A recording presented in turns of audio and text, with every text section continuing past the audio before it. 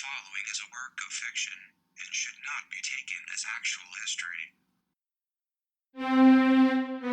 Meet Professor Roger Hill, historian, adventurer, and raconteur extraordinaire. He travels to parallel worlds where history went differently and brings back lectures on his findings. So grab a prime seat, pay attention, and take good notes. This is Alternate History 100.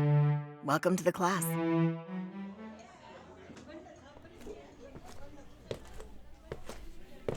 Marco.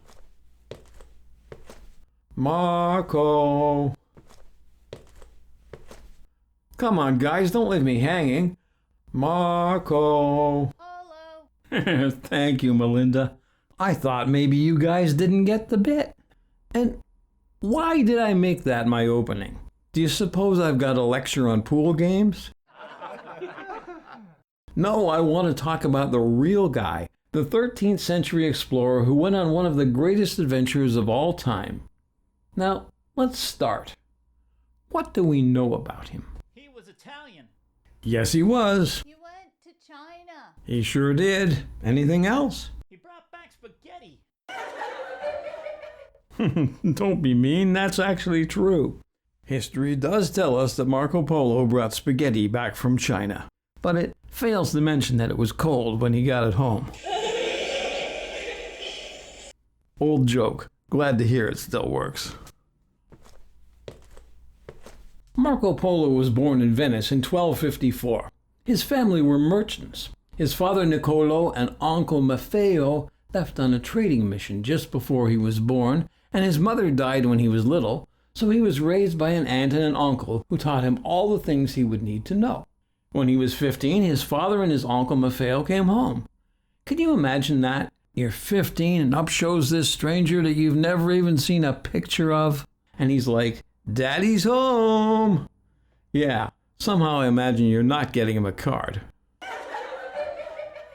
And he's not only back, he wants you to come with him on another expedition. And you're like, "Dad, I just got a girlfriend." But no, Marco went along with this. And in 1271, when he was 17, the family set out again. They sailed from Venice to Palestine. Then they rode camels to the Persian port of Hormuz. They wanted to sail to China from there, but they couldn't find a decent ship, so they continued on camels across the deserts and mountains of Central Asia. By the time they arrived at the court of Kublai Khan, more than 3 years had passed. I guess they didn't use kayak.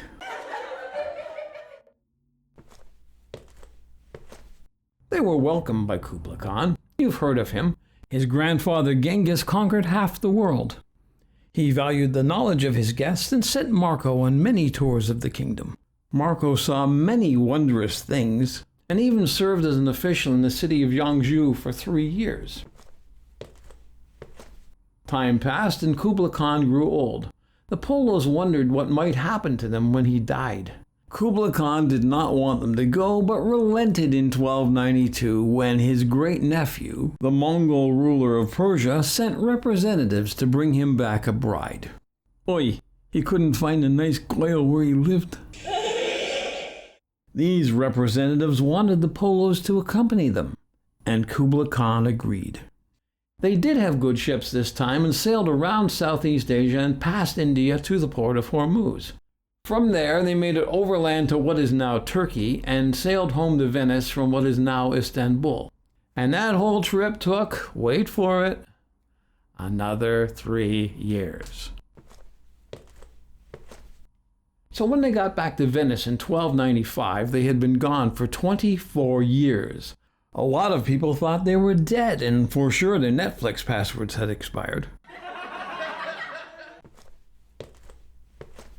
In our world, they brought with them tales of the wonders they had seen, as well as treasures such as ivory, jade, jewels, and silk. But over there, they brought back one more thing: complete plans for building a printing press. They found a Venetian engineer named Giovanni Montagna who built a working press from those plans. The first book he printed was, of course, the Bible, printed in Latin. The second book was Description of the World, a telling of Polo's travels that he dictated to a writer named Rustichello of Pisa.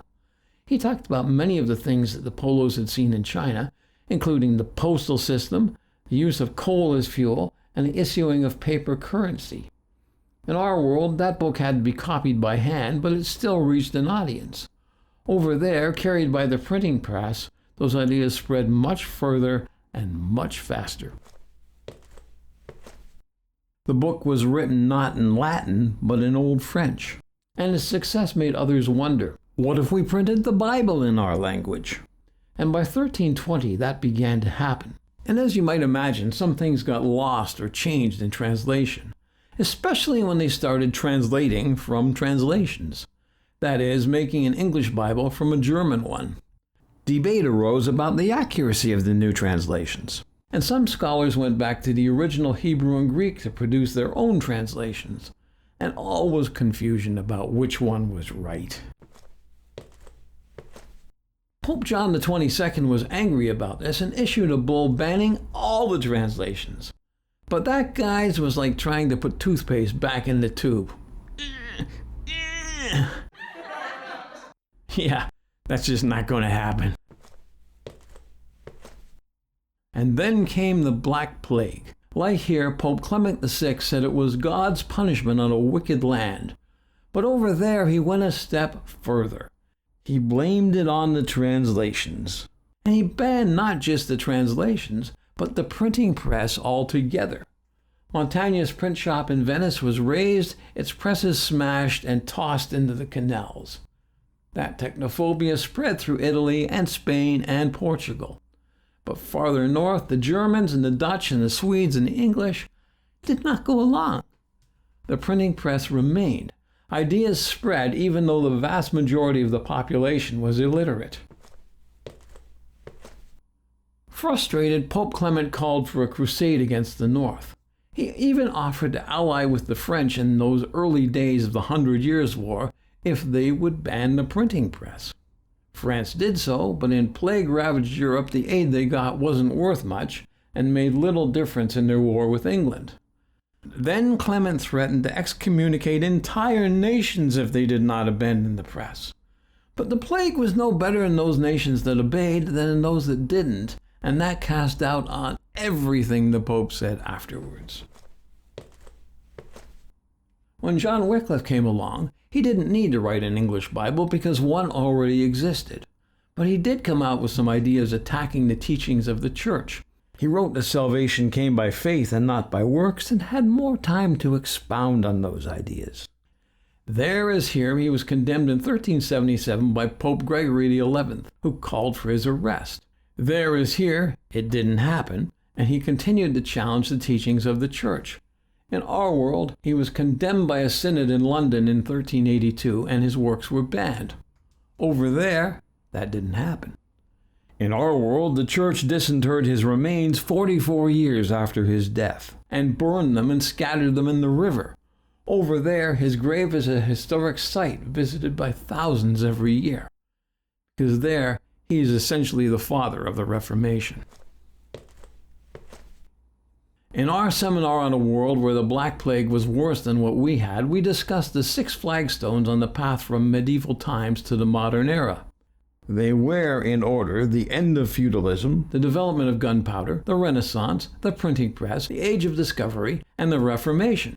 But in that world, Montaigne's press made printing cut the line like a double-parked Karen at a Starbucks. And it brought the Reformation with it, so they had both of those things before 1400. Now these two things were crucial. The printing press allowed ideas to be widely disseminated because it lowered the cost of books.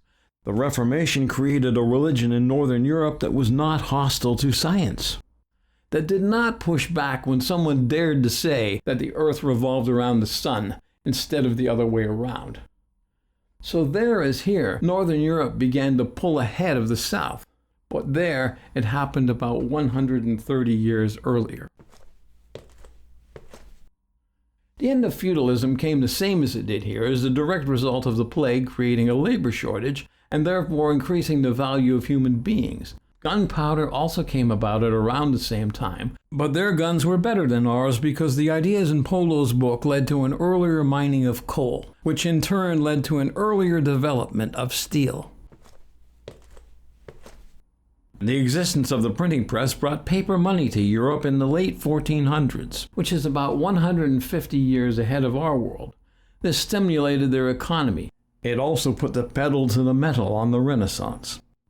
The better weapons allowed Europeans to retake Constantinople just a few years after it fell to the Ottomans in 1453.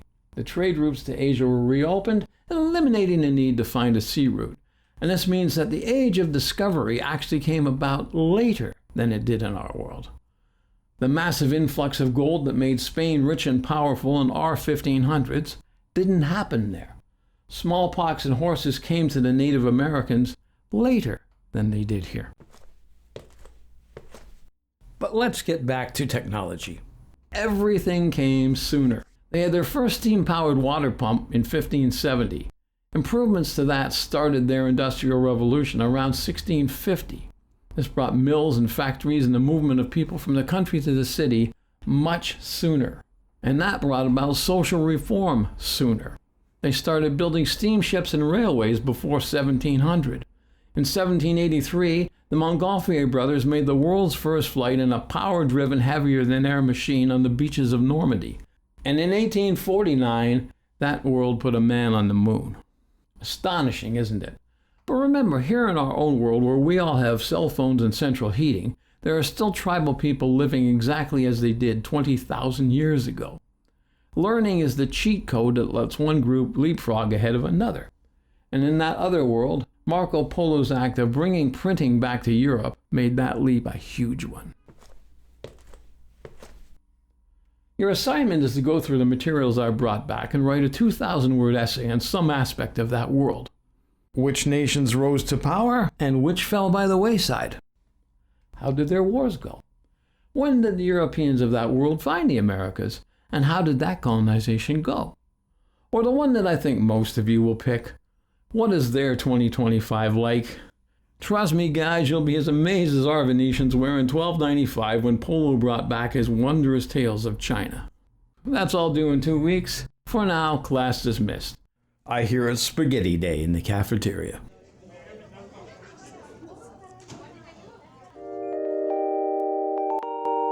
Hi, I'm Gary Wheeler. Alternate History 100 is a labor of love with the twin goals of entertaining you and making you think.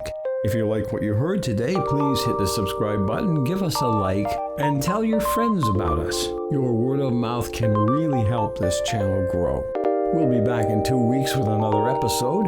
Until then, keep thinking and make some history of your own. The preceding was a work of fiction and should not be taken as actual history.